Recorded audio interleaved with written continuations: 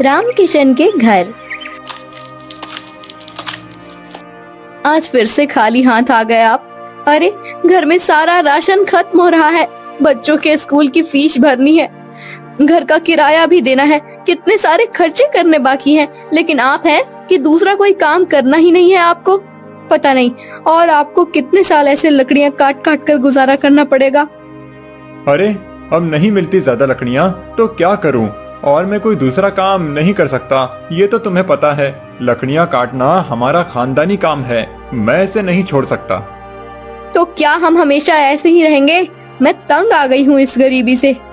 तुम चिंता मत करो, मैंने सुना है कि गांव के बाहर जंगल में कई पेड़ हैं। मैं कल से वहां जाकर लकड़ियां तोड़कर फिर उन्हें बेचकर घर आऊंगा। देखता हूँ थोड़े पैसे मिल जाएं तो। अगली सुबह रामकिशन लकड़ियां तोड़ने अपनी कुल्हाड़ी लेकर जाने लगा। अनीता, कुछ खाने को दे दो, साथ लेकर जाता हूँ। जंगल के बीच पता नहीं कितना समय लगेगा। जी, सब्जी तो नहीं है, सिर्फ सूखी रोटी है, वही ले जाइए।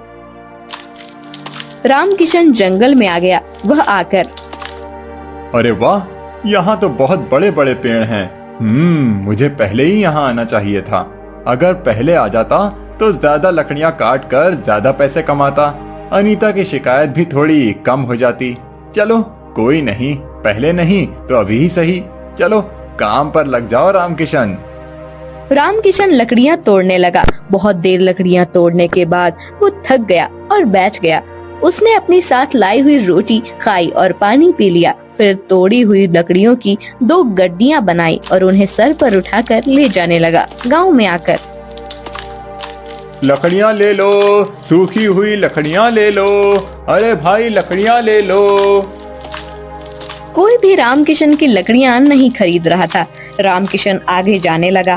वो बहुत थक गया था। उसे लग रहा था कि अब इतनी सारी लकड़ियां उसे घर ले जाने पड़ेंगी। तभी, अरे ओ लकड़ी वाले, जरा रुको तो।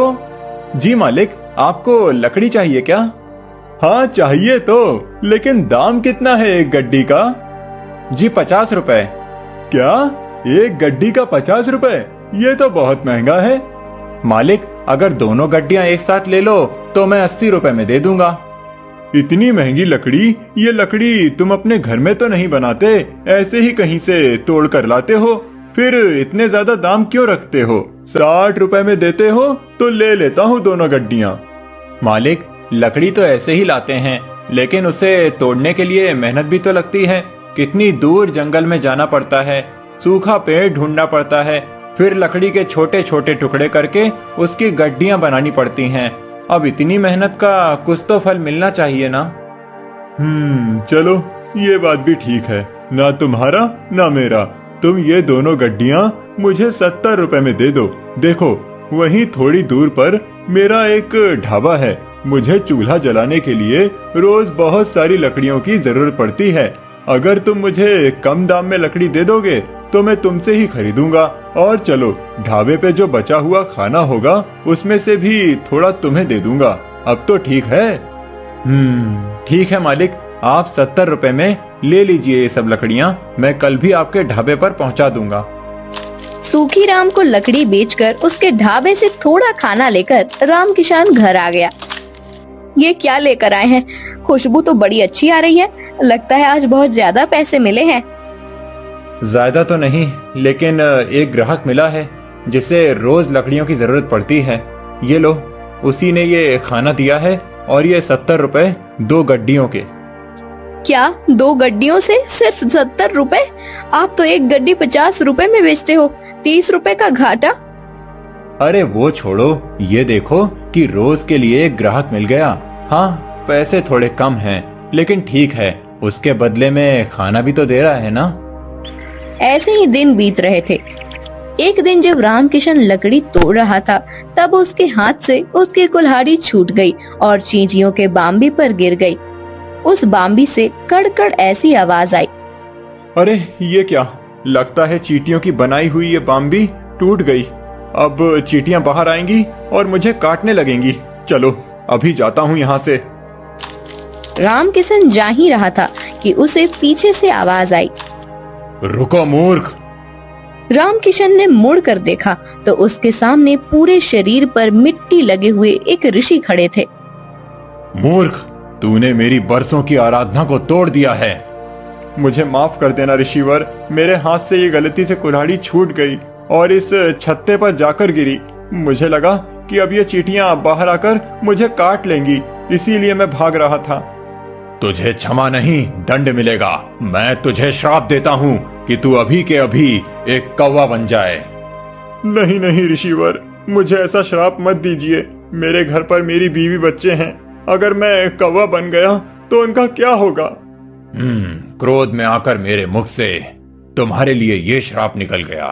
अब मैं उसे वापस नहीं ले सकता, लेकिन तुम्हें उसका निवारण बता सकता हूँ। जब भी किसी पुण्य आत्मा के हाथ से तुम खाना खाओगे, तब तुम अपने असली रूप में आ जाओगे। लेकिन ऋषिवर, आप भी तो पुण्य आत्मा हैं। मैं एक ऋषि हूँ। तुम्हें एक ऐसा पुण्य आत्मा ढूंढना है जो बिना किसी स्वार्थ के छोटे से छोटे जीव के प्रति जीव दया रखे। ऋषि के श्राप की वजह से रामकिशन कौवा बन गया। कौवा बनते ही रामकिशन हवा में उड़ने लगा। हे भगवान, ये सब क्या हो गया? अब मुझे कहाँ मिलेगी ऐसी पुण्य आत्मा? रामकिशन उड़ते हुए एक नदी के किनारे पहुंचा। वहां उसने देखा कि कुछ लोग काव काव ऐसे बोलकर कौवे को बुला रहे थे। उनके सामने खाने की चीजें रखी थी। अरे वाह, लगता है ये लोग कौवे को बुलाकर खाना खिला रहे हैं। चलो जाकर देखता हूँ, शायद इनमें से ही कोई वो पुण्य आत्मा हो। रामकिशन वहां आकर थाली में रखा हुआ खाना खाने लगा। अरे ये क्या, इन लोगों ने तो खुद मुझे बुलाया था। वैसे तो लोग कौवे को देखकर उड़ा देते हैं। मैंने तो यहाँ खाना खा लिया, लेकिन फिर भी मैं कौवा ही बना हूँ। चलो कहीं और जाकर देखना पड़ेगा। रामकिशन वहां से उड़कर आगे जाने लगा। आगे जाकर रामकिशन सूखी राम के ढाबे के पास चला गया। अरे मैं कितना बुद्धू हूँ। सुखी राम तो रोज मेरे और मेरे परिवार के लिए खाना देता है, तो उससे बड़ी पुण्य आत्मा तो कोई और हो ही नहीं सकता। देखता हूँ कि कब सुखी राम बाहर आकर खाना डालता है। उसके हाथों का खाना खाकर तो मैं तुरंत ही फिर से इंसान बन जाऊंगा। रामकिशन वहीं एक पेड़ के टहरी पर बैठकर इंतजार करने लगा। कुछ देर के बाद सूखी राम हाथ में कुछ थालियां लेकर आया और उसने उन थालियों को बाहर धोने के लिए रख दिया।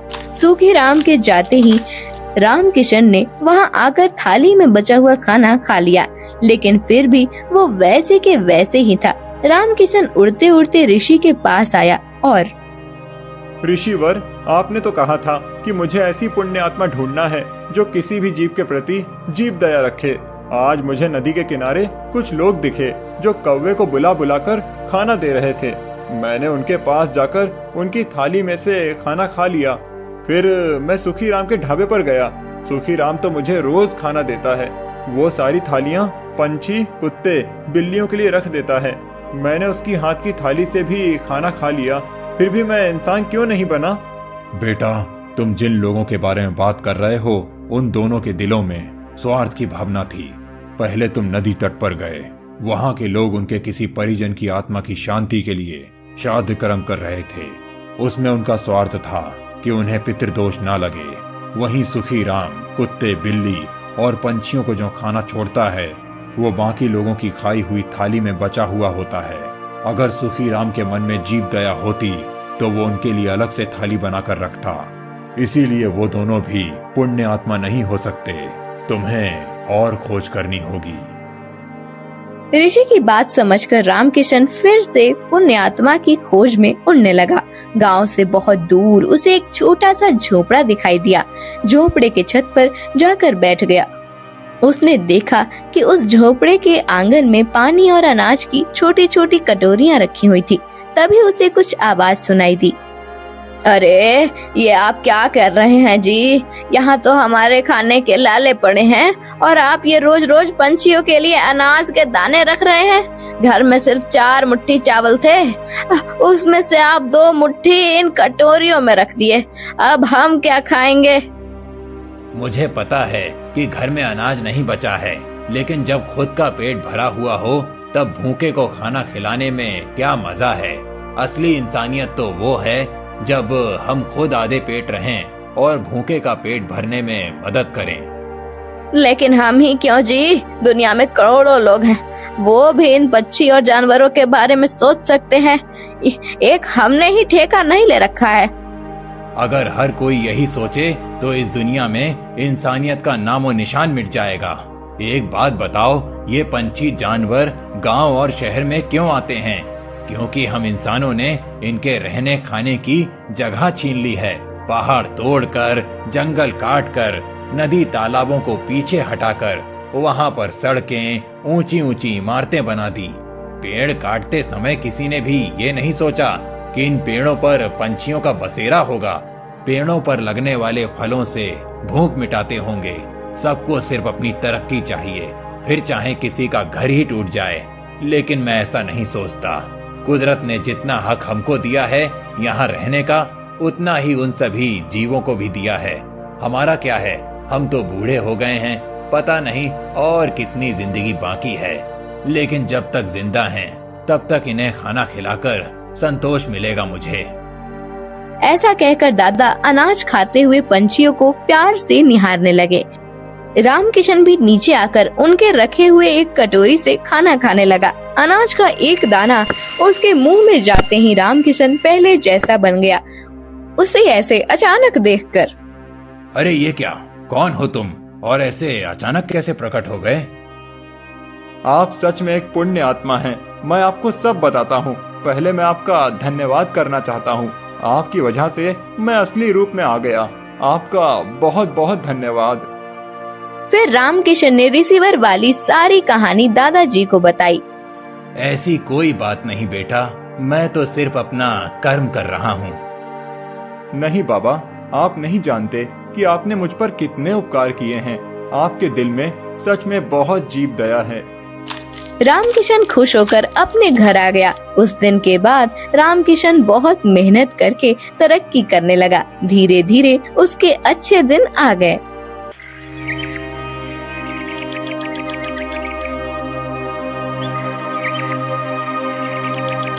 भोला सुबह सुबह अपने कुल्हाड़ी को लेकर जंगल की ओर जाने लगा। भोला रोज लकड़ियां तोड़कर लाता और गांव में जाकर बेचता। जो भी थोड़े पैसे मिलते उससे जैसे तैसे अपना पेट भरता। उस दिन जब भोला लकड़ी काटने गया, उसने देखा कि बहुत सारे पेड़ पहले से ही कटे हुए हैं। फिर अरे ये क्या, लगता है आज कलुआ मुझसे पहले आकर लकड़ियां तोड़कर चला गया। वैसे भी कलुआ को तो मुझसे बहुत ज्यादा लकड़ियों की जरूरत होती है, इसीलिए आया होगा।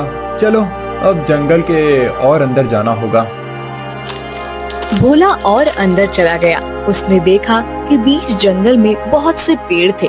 उन पेड़ों को देखकर, अरे वाह, यहाँ पर तो बहुत सारे पेड़ हैं। अगले 2 महीनों तक भी रोज लकड़ियाँ काटूं तो भी कम नहीं पड़ेंगी। भोले ने पेड़ काटने के लिए कुल्हाड़ी उठाई। तभी उसने देखा कि ऊपर एक बंदरिया अपने नवजात बच्चे के साथ उस पेड़ पर बैठकर फल खा रही थी।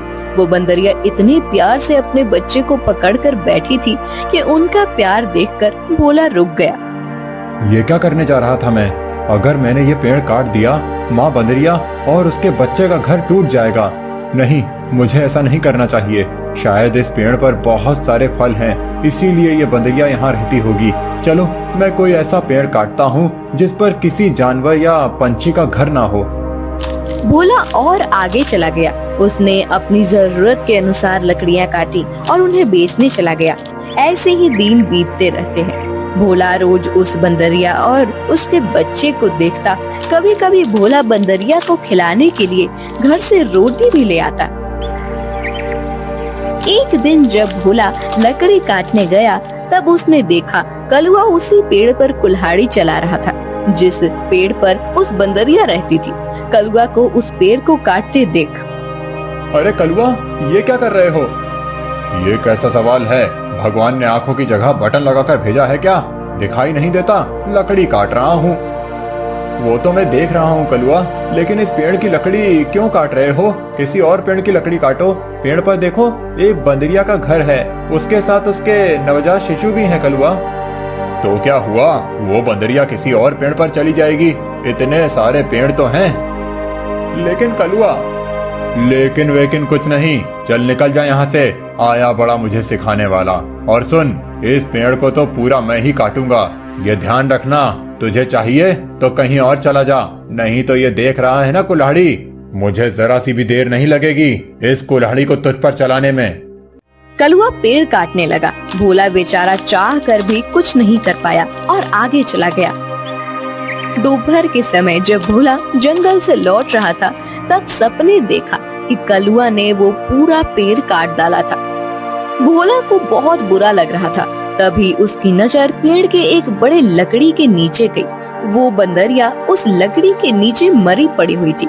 उसे देख भोला के आंखों में आंसू बहने लगे। भोला को लग रहा था कि शायद उसके बच्चे की भी मौत हो गई है। भोला उस बंदरिया के पास गया। तभी उसने देखा कि बंदरिया ने मरते हुए भी अपने बच्चे को अपने गोद में सुरक्षित रखा था। हे भगवान, तेरी महिमा अपरंपार है। इस बंदरिया ने मरते हुए भी अपने बच्चे को गोद में सुरक्षित रखा है। सच में माँ आखिर माँ ही होती है। लेकिन अब इस बच्चे का क्या होगा? कलुआ भी कितना दुष्ट है। मैंने बताया था उसे इस पेड़ पर इस बंदरिया का घर है, लेकिन उसने मेरी बात नहीं सुनी। फिर भोला ने गड्ढा खोदकर बंदरिया के शव को उस गड्ढे में डाल दिया। फिर उसके बच्चे को अपने गोद में उठाकर अपने साथ उसे घर ले आया। उस दिन एक बात से भोला अपने छोटे भाई की तरह उस बंदर को साथ रखने लगा। एक दिन भोला लकड़ी काटने गया था। तब क्यों भोला, सुना है तूने किसी बंदर को पाल रखा है? अरे खुद का पेट तो तुझसे भरता नहीं, अब उस बंदर को क्या खिलाएगा? वो वही बंदर है कलुआ, जिसकी माँ के तुम हत्यारे हो। मैंने तुम्हें कहा था कि उस पेड़ पर उस बंदरिया का घर है, फिर भी तुमने वो पेड़ काट दिया। वो बंदरिया पेड़ से गिरकर मर गई, इसीलिए मुझे इंसानियत के नाते उस बंदर को अपने साथ ले जाना पड़ा। अगर मैं उसे नहीं ले जाता तो इस जंगल में ऐसे ही उसकी मौत हो जाती। हाँ तो तू बड़ा दयावान है ना, सारी दुनिया की इंसानियत और अच्छाई एक तुझ में ही भरी हुई है ना। कलुआ, मेरी तुमसे विनती है कि आगे से तुम कोई भी पेड़ काटते समय थोड़ा ध्यान दो कि किसी जानवर पंछी का घर न टूटे। ए भोला, मैंने पहले भी एक बार तुझसे कहा था कि तू मुझे मत सिखा। जब तूने कुल्हाड़ी हाथ में लेना सीखा था ना, उसके कई साल पहले से मैं लकड़ी काट रहा हूँ। तू कौन होता है मुझे सिखाने वाला? रुक, तुझे अभी मजा चखाता हूँ। ऐसा कहकर कलुआ ने भोला को पीटना शुरू कर दिया।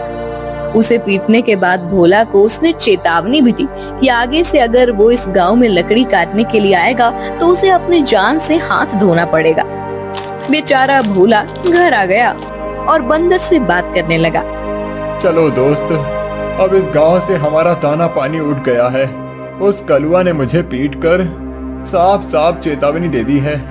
अब अगर जान बचानी है तो इस गांव को छोड़कर जाना ही बेहतर होगा। चलो हम कहीं और जाकर हमारी अपनी दुनिया बसाएंगे। भोला बंदर को अपने कंधे पर बिठाकर गांव से कहीं दूर जाने के लिए निकल गया। दिन बीत रहे थे और भोला दर बदर भटकते हुए काम की तलाश कर रहा था। ना तो उसे काम मिल रहा था और ना उसके रहने का कोई ठिकाना था। जैसे तैसे अपने लिए और बंदर के लिए वो एक वक्त का खाना जुटा पा रहा था। एक दिन ऐसे ही वो थक कर एक पेड़ के नीचे बैठा हुआ था। बंदर उसकी गोद में सोया हुआ था। तभी वहाँ एक योगी बाबा आए। प्रणाम योगी बाबा। कल्याण हो पुत्र, एक बात बताओ, तुम इस बंदर को ऐसे गोद में लेकर क्यों बैठे हो? बाबा, इसने अपनी माँ को खो दिया है। इसका इस दुनिया में कोई नहीं है, इसीलिए मैं इसे अपने साथ अपने घर ले आया था। लेकिन हमारे गांव के एक गुंडे की वजह से मुझे गांव छोड़ना पड़ा। अब मैं काम और सर पर छत ढूंढते हुए दर दर भटक रहा हूँ। पुत्र, तुम्हारा हृदय सच में कोमल है। तुमसे किसी का भी दुख नहीं देखा जाता। तुमने इस अनाथ बंदर की जिम्मेदारी लेकर इसे एक परिवार दिया है। तुम अगर चाहो तो मेरे साथ मेरे आश्रम में रह सकते हो। मेरे आश्रम में मेरे कुछ शिष्य रहते हैं और कई बार कितने साधु भी आते हैं। उनके भोजन और रहने की व्यवस्था की जिम्मेदारी अगर तुम उठाओ तो मुझे बहुत आनंद होगा। ये तो मेरी खुशनसीबी है बाबा। मुझे आपके साथ रहने में सचमुच खुशी होगी। लेकिन बाबा, मेरा ये बंदर भी मेरे साथ आएगा। मैं इसे कहीं नहीं छोड़ सकता। हाँ पुत्र, तुम इसके साथ आ सकते हो। भोला बाबा के साथ उनके आश्रम चला गया। भोला अब योगी बाबा के आश्रम में सफाई, भोजन व्यवस्था, हवन की सामग्री ले आना, बाबा जी के शिष्यों की सहायता करना, ऐसे सारे काम करने लगा। भोला का बंदर हमेशा उसके साथ रहता था। योगी बाबा भोला का काम और उसकी काम के प्रति निष्ठा देखकर खुश थे। बाबा हमेशा अपने बाकी शिष्य और साधुओं से भोला की तारीफ करते थे। बाबा जी का एक शिष्य था मानिक, जो भोला की तारीफ से बहुत जलता था। उसे लगता था कि भोला तो एक साधारण लड़का है, फिर भी बाबा जी उसकी बड़ी तारीफ करते हैं, जबकि मैं इतनी पढ़ाई करता हूँ, वेद पाठ करता हूँ, फिर भी बाबा जी को मेरी कोई अहमियत नहीं है। एक दिन माणिक भैया, ये लीजिए, आपके लिए ये ताजे फल लेकर आया हूँ। भोला, आजकल तुम ज्यादा आलसी हो चुके हो, तुम्हें ज्यादा खाना ना पकाना पड़े, इसीलिए तुम ये फल लेकर आते हो। ऐसी बात नहीं है भैया, वो बाबूजी ने आज सबको फलहार करने को कहा है, इसीलिए मैं फल लेकर आया था। भोला बात कर ही रहा था कि तभी उसका दोस्त बंदर आया और उसने मानिक के फल खा लिए। अरे अरे, ये क्या? अरे संभालो तुम्हारे इस बंदर को, पूरे आश्रम को सर पर उठाकर रखा है। ये बंदर मेरे फल खा गया। भोला, अभी के अभी इस बंदर को भगाओ इस आश्रम से, नहीं तो मैं योगी बाबा से इसकी शिकायत करूंगा। मानिक भैया, मैं आपसे माफी मांगता हूँ और आपके लिए और फल लेकर आता हूँ, लेकिन मेरे इस भाई को मैं अपने से अलग नहीं कर सकता। मानिक को भोला पर बहुत गुस्सा आया। उसने योगी बाबा से भोला की शिकायत की, लेकिन बाबा जी ने भोला का पक्ष लेकर मानिक को ही सुना दिया और ध्यान मग्न हो गए। आज तो हद हो गई, इसकी वजह से गुरुजी ने मुझे डांटा, इसका कुछ करना ही पड़ेगा, लेकिन इस तरह कि मेरा नाम कहीं न जाए और इसकी छुट्टी हो जाए। कुछ दिन के बाद योगी बाबा को उस गांव के राजा ने अपने राजमहल में आने का आमंत्रण दिया। योगी बाबा अपने शिष्यों के साथ भोला को लेकर राजमहल चले गए। राजा ने उनकी बड़ी आओ भगत की। 2 दिन राजमहल में रहने के बाद सब आश्रम लौट गए। फिर 2 दिन के बाद राजा अपने कुछ दास और प्रधान के साथ आश्रम आए। क्षमा करें बाबूजी, यहाँ आकर आपको कष्ट दे रहा हूँ, लेकिन बात ही ऐसी है कि मुझे स्वयं आपकी भेंट लेने आना पड़ा। कोई बात नहीं, आपके आने का कारण बताइए। समझ नहीं आ रहा कैसे कहूँ बाबूजी, 2 दिनों से हमारी महारानी का नवलखा हार कहीं गुम हो गया है। समझ नहीं आ रहा कि कहाँ गायब हो गया। साफ साफ बताइए कि आप क्या कहना चाहते हैं। क्या हमारे जाने के बाद से वो हार गुम हुआ है? सच कहूँ तो हाँ। मतलब हम में से किसी ने वो हार चुराया है, ऐसा कहना है आपका? नहीं बाबूजी, मैं आप पर शक करने का पाप नहीं कर सकता, लेकिन महारानी की वजह से मुझे यहाँ पर आना पड़ा। महाराज, आपके यहाँ आने की वजह से मुझे कोई आपत्ति नहीं हुई, लेकिन मैं अपने सारे शिष्यों को अच्छे से जानता हूँ। मेरे शिष्यों में से कोई भी चोरी जैसा पाप नहीं कर सकता। फिर भी अगर आपको तसल्ली ना हो तो आप सबकी तलाश ले सकते हैं। राजा के साथ आए हुए दासों ने सबकी तलाशी ली। तब उन्हें भोला की झोली में वो 9 लखा हार छुपाया हुआ मिला। वो भोला को पकड़कर ले गए। छोड़ो मुझे, मैंने कुछ नहीं किया है। बाबूजी, मैं सच कह रहा हूँ, मैंने चोरी नहीं की। भोला, तुमने चोरी की है? मैं सोच भी नहीं सकता था कि तुम इतनी गिरी हुई हरकत कर सकते हो। नहीं नहीं माणिक भैया, मैं सच कह रहा हूँ, मैंने कुछ नहीं किया। मैंने उस हार को देखा भी नहीं था। बाबूजी, ये लड़का रंगे हाथों पकड़ा गया है। अब मैं कुछ नहीं कर सकता। मुझे इसे सजा दिलाने के लिए महल लेकर जाना होगा। बाबूजी, मुझे बचा लीजिए, मैंने सच में कुछ नहीं किया। आप मुझे जानते हैं, मैं चोरी के बारे में सोच भी नहीं सकता। बुरे से बुरे वक्त में भी मैंने चोरी नहीं की, तो अब क्या करूँगा, मेरा विश्वास कीजिए। राजा के दास भोला को ले जाने लगे। तभी उनके पीछे से आवाज आई, रुकिए, मेरे भाई ने चोरी नहीं की है। सबने पीछे मुड़कर देखा। भोला का बंदर पीछे खड़ा होकर बोल रहा था, महाराज, मेरे भाई ने चोरी नहीं की है।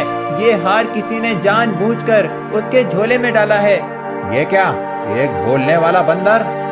हाँ, मैं एक बोलने वाला बंदर हूँ। मेरे बचपन से लेकर भाई मुझसे बात करते आए हैं। ये रोज मुझसे ढेर सारी बातें करते हैं।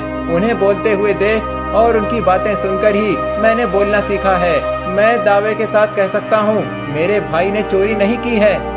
अच्छा, तो तुम दावे के साथ कह रहे हो, तो तुम्हें ये भी पता होगा कि ये हार जानबूझकर इसकी झोली में किसने डाला? हाँ, मुझे पता है। इस माणिक ने मेरे भाई के झोले में वो हार डाल दिया था। क्या तुम सच बोल रहे हो? नहीं नहीं बाबूजी, ये झूठ बोल रहा है। मैंने सच में चोरी नहीं की है। तुम्हारी लड़खड़ाती हुई जुबान ने सब सच कह दिया है माणिक। मैं कभी सोच ही नहीं सकता था कि तुम ऐसा करोगे। सच सच बताओ, तुमने चोरी क्यों की और उसका इल्जाम बेचारे भोला पर डालकर क्या करना चाहते थे तुम? माणिक ने अपनी जलन के बारे में सब सच सच बाबा जी को बता दिया। महारानी के हार की चोरी के जुर्म में माणिक को पकड़ लिया गया। फिर भोला, तुम्हारा ये बंदर सच में बड़े काम का है। ये हमारे राज्य की बड़ी मदद कर सकता है। मैं चाहता हूँ कि तुम इसके साथ हमारे राज्य के गुप्तचर बन जाओ और हमारे शत्रुओं की गतिविधियों पर नजर रखो। इस बंदर पर किसी को शक नहीं होगा और तुम आसानी से सब पर नजर रख पाओगे। इस काम के बदले में तुम्हें बहुत धन दिया जाएगा। राजा जी की बात भोला को सही लगी। योगी जी ने उसमें हामी भरी। भोला अब राज्य का पहला ऐसा गुप्तचर बन गया जिसका साथी एक बंदर था।